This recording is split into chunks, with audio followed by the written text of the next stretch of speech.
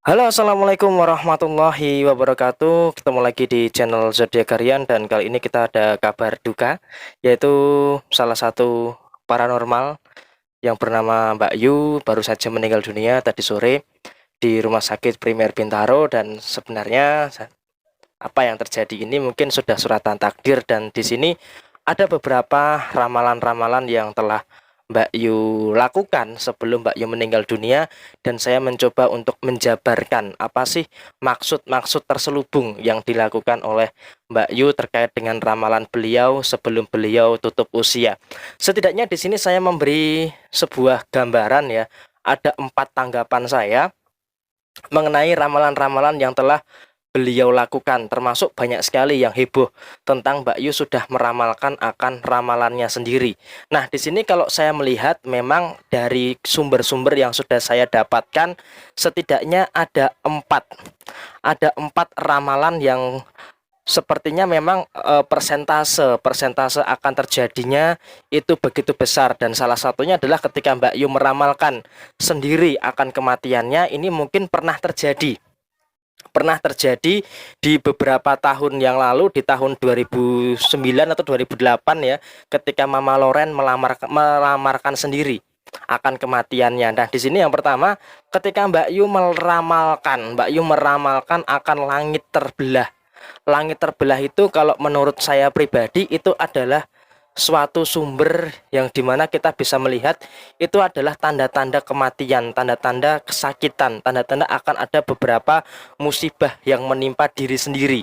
Nah, hal inilah yang terjadi kepada Mbak Yu ketika Mbak Yu menyebutkan akan ada langit yang terbelah, akan ada langit yang terbelah, dan ini pernah terjadi. Nah, terjadinya itu ketika Mama Loren meramalkan hal tersebut, dan maka dari itu Mama Loren kemudian tutup usia. Nah, begitu juga dengan terjadinya apa yang saat ini Mbak Yu alami ketika beliau meramalkan ada langit yang terbelah, maka itu juga salah satu firasat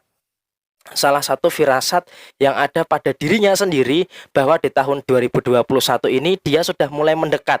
Dia sudah mulai mendekat kepada Sang Pencipta, dan langit yang terbelah itu adalah anak tangga yang digunakan untuk menuju kepada Sang Pencipta. Jadi di sini poin yang saya tangkap adalah ketika Mbak Yu meramalkan ada langit yang terbelah, maka itu dia meramalkan dirinya sendiri untuk menemui Sang Pencipta. Itu poin yang pertama.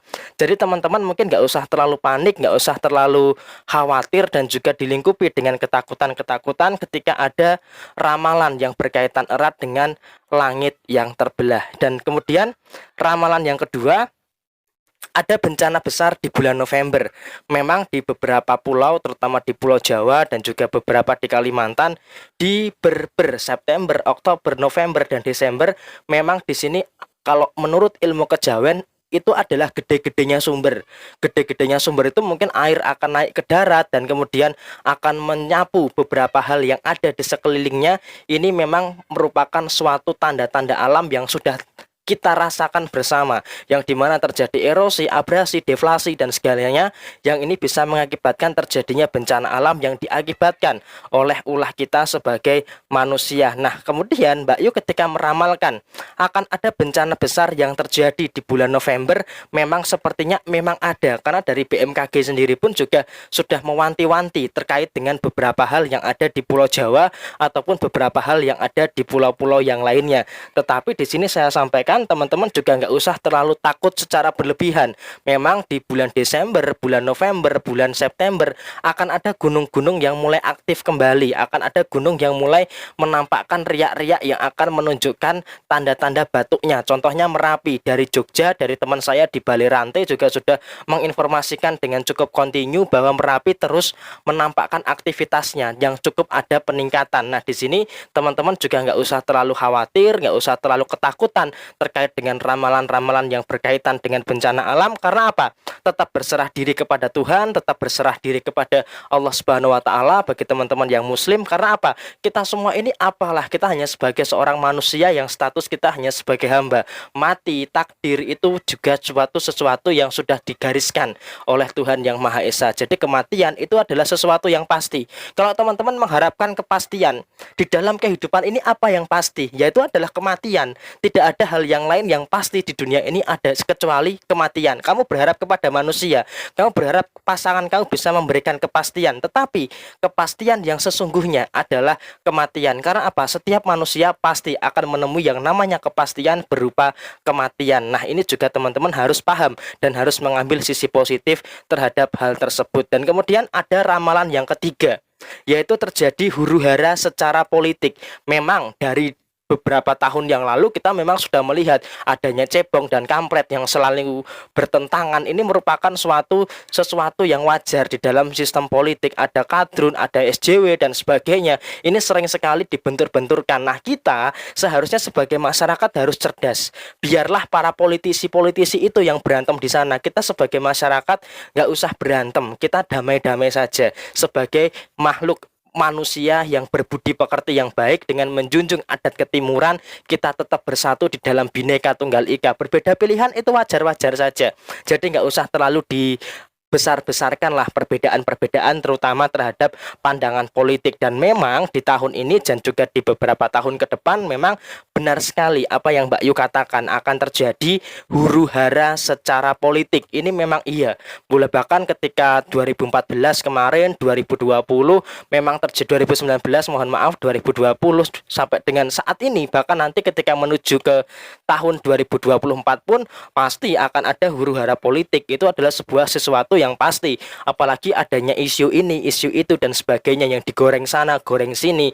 Ini semakin menambah parah, apalagi memang di masa-masa seperti ini adanya pandemi seperti saat ini juga sedikit dipolitisasi oleh beberapa orang di atas sana. Dan di sini kita sebagai masyarakat harus cerdas dan jangan terprovokasi dengan beberapa hal yang ada di dalam urusan politik ini. Dan ketika Mbak Yu meramalkan hal ini, tentu saja kita harus mengambil sisi positifnya, ambil hikmahnya, jangan terlalu ditelan secara mentah-mentah. Dan ramalan yang keempat yang menurut saya relevan dengan kondisi saat ini adalah ketika Mbak Yu meramalkan bahwa pandemi ini akan berlangsung lama.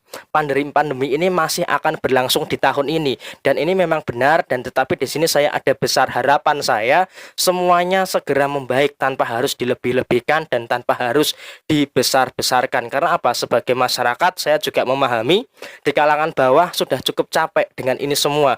Mungkin bagi mereka yang di kalangan atas ini semua nggak masalah, mereka masih punya tabungan. Tetapi bagi mereka yang di bawah, mereka memakan apa? Siapa yang menjamin? Memang Tuhan menjamin rezekinya, tetapi jika terus-terusan terjadi pembatasan, terjadi PPKM darurat dan sebagainya, pasti secara tidak langsung ini menghambat atau bahkan mematikan rezeki masyarakat yang ada di posisi bawah. Dan ketika ini memang masih terus berlangsung, saya doakan kepada teman-teman semua kita bisa survive dan kita selalu bisa diberikan kelancaran rezeki untuk bisa mendapatkan rezeki walaupun di tengah situasi pandemi seperti saat ini. Dan ketika Mbak Yu meramalkan bahwa COVID ini masih akan terjadi di tahun ini, ya memang iya, kita merasakan itu semua. Tetapi memang Mbak Yu juga menyiratkan ya, ada beberapa hal yang tersirat ini sebenarnya sudah memasuki fase-fase akhir, tetapi ada beberapa pihak yang memang terkesan ya seperti itulah pokoknya. Jadi di sini kita harus tetap dalam keadaan yang sabar, kita harus percaya kepada mereka yang jujur di atas sana.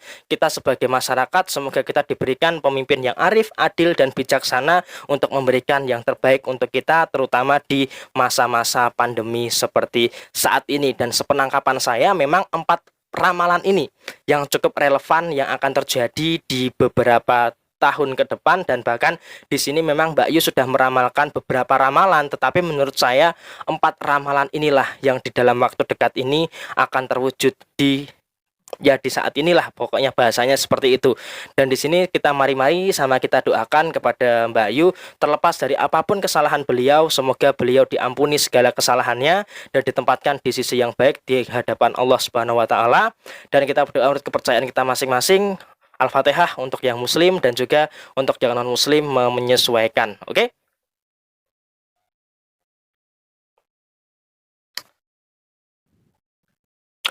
Sekian dari saya, mohon maaf bila ada kesalahan dan saya di sini hanya mencoba untuk meluruskan karena banyak sekali yang bertanya kok Zodiak Harian tidak membuat video tentang ramalan Mbak Yu meninggal, dan inilah adalah jawaban kenapa Zodiak Harian belum membuat, dan ini saya mencoba untuk menjabarkan kepada teman-teman tentang 4 ramalan Mbak Yu sebelum Mbak Yu meninggal. Sampai jumpa di video berikutnya. Jaya Jaya Wijayanti, Lebur Dening Pangastuti, Jaya Hadidiningrat, Rahayu Sagung Dumadi. Wassalamualaikum warahmatullahi wabarakatuh. Terima kasih, sampai jumpa. Sukses untuk teman-teman semua.